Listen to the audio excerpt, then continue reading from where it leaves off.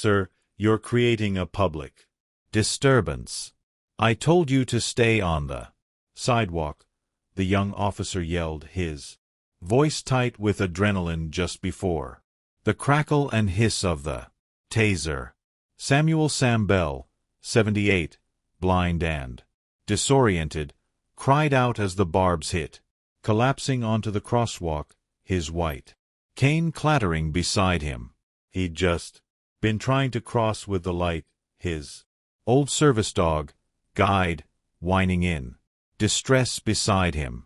7 minutes later, as paramedics attended to Sam, the wail of sirens was drowned out by a deeper, more ominous rumble. The intersection was suddenly, decisively filled with olive drab military vehicles. If you believe those who've sacrificed sight for service deserve our utmost protection, not pain, type honor below. Samuel Sam Bell navigated his world by sound, touch, and the unwavering loyalty of Guide, his aging but still astute black Labrador service dog. Sam had lost his sight decades ago, not in a blaze of glory, but from a rare aggressive infection, contracted while serving in a remote, disease-ridden jungle during a forgotten conflict. The army had done its best, but the damage was irreversible. He'd learned to live with the darkness, his other senses sharpening, his reliance on Guide becoming absolute. Now 78, he lived a quiet, independent life in a small apartment, his days structured by routine, walks with Guide, visits to the local veteran center, listening to audiobooks. He was fiercely proud, rarely asking for help, managing his disability with a stoicism honed by years of military discipline and personal resilience. Today he and Guy were on their way to Sam's weekly volunteer shift at the public library, reading to children. It was a highlight of his week. They approached the busy intersection of Elm and 3rd, a notoriously difficult crossing even for the sighted due to fast-turning traffic and short pedestrian signals. Sam waited patiently for the audible pedestrian signal, Guide sitting calmly at his side. When the chirping signal sounded indicating it was safe to cross, Sam gave Guy the command, "Forward." They stepped into the crosswalk, Sam tapping his white cane rhythmically, Guide leading him with practiced confidence. Officer Miller and Officer Davis, 2 young patrol cops, barely a year out of the academy, were parked just around the corner, finishing their coffee break. They were bored, restless, perhaps looking for a bit of excitement to break the monotony of their shift. They saw Sam and Guide about halfway across the intersection. The pedestrian signal was already flashing. "Don't walk." Its audible clicks, counting down rapidly. Cars were beginning to inch forward, impatient for the light to change. "Look at this old guy," Miller said to Davis, a smirk on his face, taking his sweet time, going to cause an accident. "Probably drunk. Or on something," Davis added, equally quick to judge. Neither officer considered the white cane, the service dog vest, or the audible pedestrian signal that had clearly been active moments before. They saw an old man moving slowly, an impediment to traffic, a potential problem. Miller hit the siren briefly, a short, sharp yelp, then used his cruiser's PA system. "Hey, you. In the crosswalk, get a move on. Lights changing." Sam, disoriented by the sudden blaring sound from an unexpected direction, faltered. He couldn't pinpoint where the voice was coming from. Guide, startled, stopped, looking around nervously. I said move it. Miller boomed again over the PA. Are you deaf and blind? Cars were now honking. Confused and increasingly anxious, tried to urge guide forward, but the dog was now hesitant, sensing danger. Sam tapped his cane more rapidly, trying to reorient himself, his heart beginning to pound. He was directly in the path of oncoming traffic as the main traffic light turned green. He's not complying, Davis said to Miller, reaching for his radio to call it in as a pedestrian. Obstructing traffic. Looks like he's resisting. Miller, fueled by adrenaline and a misplaced sense of authority, made a split-second disastrous decision. He jumped out of the cruiser, drawing his taser. Sir, stop resisting. Stay on the sidewalk. I warned you, he yelled. Though Sam was clearly in the middle of the street, disoriented, not resisting anything, Sam heard the shouting, felt the vibrations of the approaching cars, the panicked pull on Goo's harness as the dog tried to move him out of danger. He was utterly confused, his carefully constructed world of sound and routine shattered by the aggressive unseen commands. I'm trying. I'm blind, he managed to call out, his voice thin with fear. But Officer Miller was already advancing, taser aimed. Last chance. Get out of the road. Before Sam could react further, before anyone could intervene, Miller fired. The taser barb struck Sam in the back. He cried out, a sharp, involuntary sound of agony as 50,000 volts coursed through his frail frame. His legs buckled. He collapsed onto the asphalt of the crosswalk, his white cane flying from his grasp and skittering under a car. Guide, though terrified, stayed by his side, barking frantically, nudging Sam's face, trying to rouse him. Officer Davis rushed forward, not to help Sam, but to secure the resisting suspect, pulling Sam's arms behind his back to handcuff him as he lay spasming on the ground. Onlookers gasped. Phones were already recording. A woman screamed, "He's blind, you idiots. He's got a service dog. What are you doing?" The paramedics and a police supervisor, Sergeant Kelly, arrived within minutes, summoned by bystanders and Davis's earlier call about an obstructing pedestrian. Sergeant Kelly, an experienced officer, took one look at the scene. The elderly man on the ground, the taser wires, the distressed service dog, the horrified onlookers. And her face hardened. She immediately ordered the handcuffs removed and began administering first aid while calling for an ambulance. What in God's name happened here? Miller? She demanded, her voice like ice. Miller, now looking less confident, stammered about non-compliance and public safety. Davis looked pale and shaken as the paramedics began attending to Sam, who was groggy and in considerable pain. A series of urgent, discreet phone calls were being made by witnesses. One was from a retired Army colonel who happened to be having coffee at a nearby cafe and saw the whole incident unfold. He knew exactly who to call when a veteran, especially a blind one, was mistreated. He dialed a number that bypassed usual channels, a direct line to a liaison at the regional joint military command. 7 minutes. That's how long it took from the moment Sam Bell collapsed on the crosswalk to the moment the familiar urban soundscape of Elman Third was fundamentally altered. First came the distant, then rapidly. Approaching distinctive rumble of heavy diesel engines. Not the high whine of police cruisers or ambulances, but something deeper, more resonant, more powerful. Then the lead vehicle appeared. An olive-drab Humvee, its lights flashing, not with civilian urgency, but with military precision.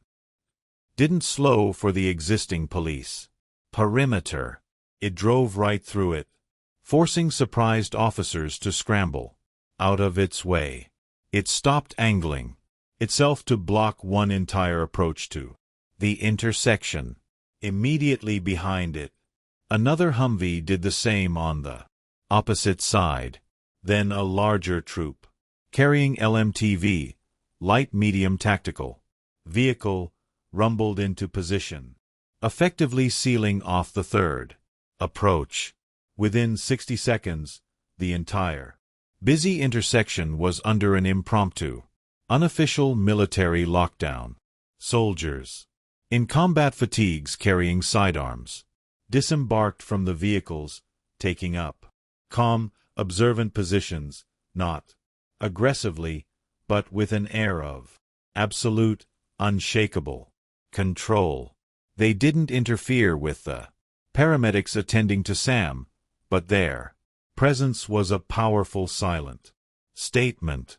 Sergeant Kelly, the police supervisor, stared in disbelief, her radio crackling with confused calls from dispatch about unauthorized military vehicles blocking a major city artery. Officer Miller and Officer Davis looked like they had seen ghosts, their faces ashen.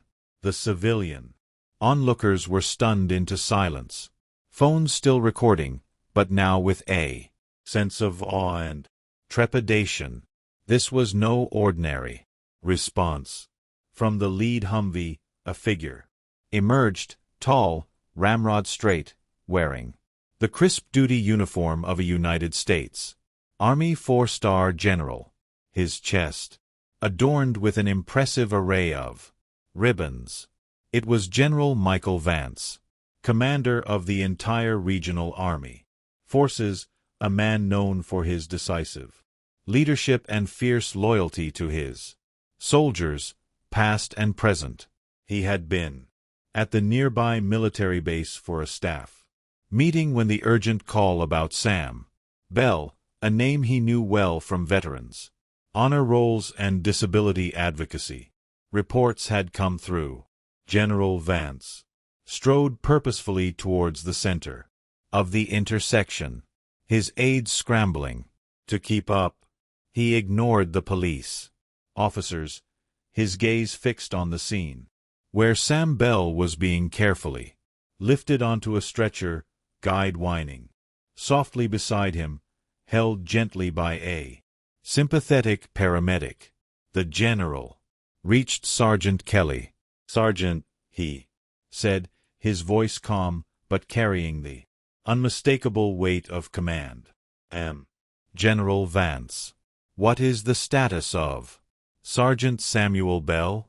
Sergeant Kelly, though experienced, was visibly taken back by the general's sudden appearance and the military presence. "General, sir, Mr. Bell is stable, conscious. He appears to have been tossed by one of my officers during a pedestrian stop. Paramedics are transporting him to City General for evaluation." The general's eyes, like chips of ice, flickered towards Officer Miller and Officer Davis, who were standing stiffly, looking terrified. "Tased." General Vance repeated the word, flat, devoid of inflection, yet heavy with unspoken condemnation. "For what offense, Sergeant?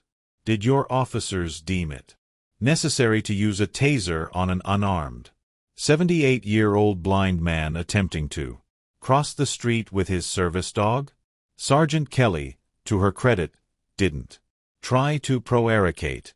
"Sir, the initial report was pedestrian obstructing traffic, resisting instruction.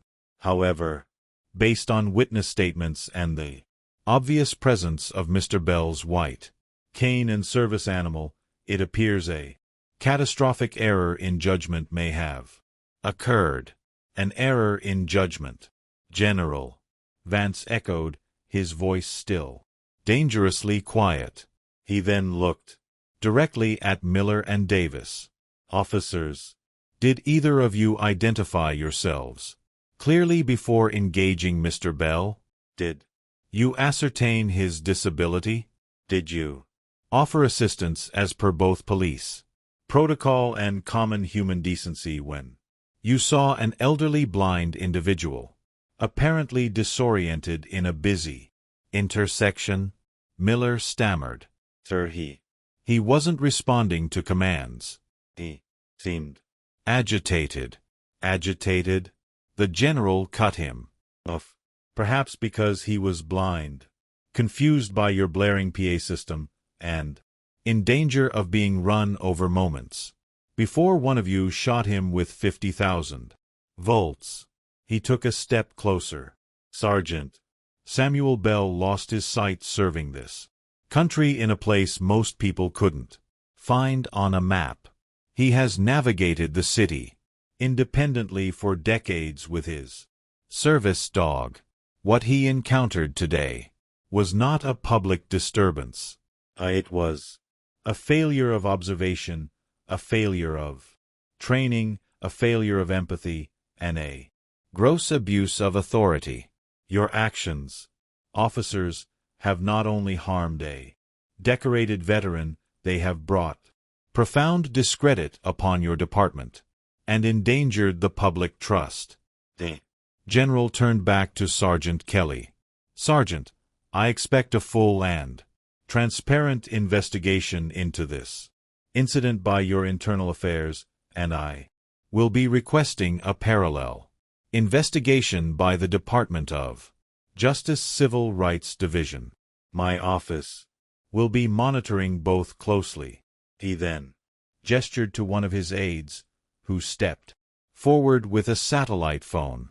Am also formally requesting that the mayor and the chief of police meet me at City General Hospital within the hour to discuss this department's training protocols regarding interaction with disabled individuals, particularly disabled veterans, and the appropriate use of force. Sergeant Kelly nodded, her face grim. Understood, General. We will cooperate fully. The general then walked over to the ambulance just as they were about to close the doors with Sam inside. He leaned in. Sam, Sergeant Bell, it's General Mike Vance. Can you hear me? Sam, though pale and clearly in pain, managed a weak nod. General Vance. What? Don't you worry about a thing, Sam, the general said, his voice softening considerably. You're in good hands now. We'll take care of everything. You just focus on getting checked out. Guide will be looked after right beside you. He gently patted Goo's head. And those officers, he added, his voice hardening again just enough for the nearby cops to hear, will be held accountable. He stepped back and the ambulance pulled away, its siren now a mournful sound. General Vance watched it go, then turned to face the still blocked intersection, the stunned police officers and the silent watching crowd. His message, delivered without shouting, had been clear.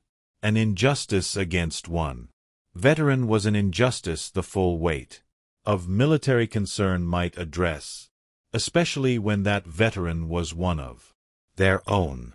Sightless but not unseen, the city was about to learn a very hard lesson about looking out for its heroes. The fallout was swift and severe.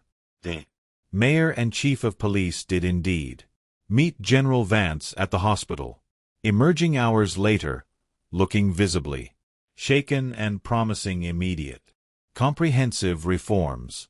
Officers Miller and Davis were suspended without pay, pending the outcome of multiple investigations. Footage of the incident, captured by numerous cell phones, flooded social media, sparking outrage and condemnation. The police department, facing immense public pressure and the unblinking scrutiny of General Vance's office, fast-tracked a new training program focusing on de-escalation techniques and interaction with individuals with disabilities, with a specific module on identifying and assisting veterans. Sam Bell recovered from the physical effects of the tossing, though the emotional trauma lingered. General Vance personally ensured he received the best possible follow-up care, and that guide was also checked by a veterinarian and comforted. The veterans community rallied around Sam, providing support and solidarity. The story served as a stark, painful reminder of the vulnerabilities faced by disabled veterans and the critical need for better training and accountability within law enforcement. The image of military Humvees blockading a city street to address an injustice against a blind veteran became an iconic symbol of advocacy and the enduring bond among those who served. General Vance, in a later quiet conversation with Sam, simply said, "No one gets left behind. Not on my watch. Not ever. You spent your life navigating darkness for.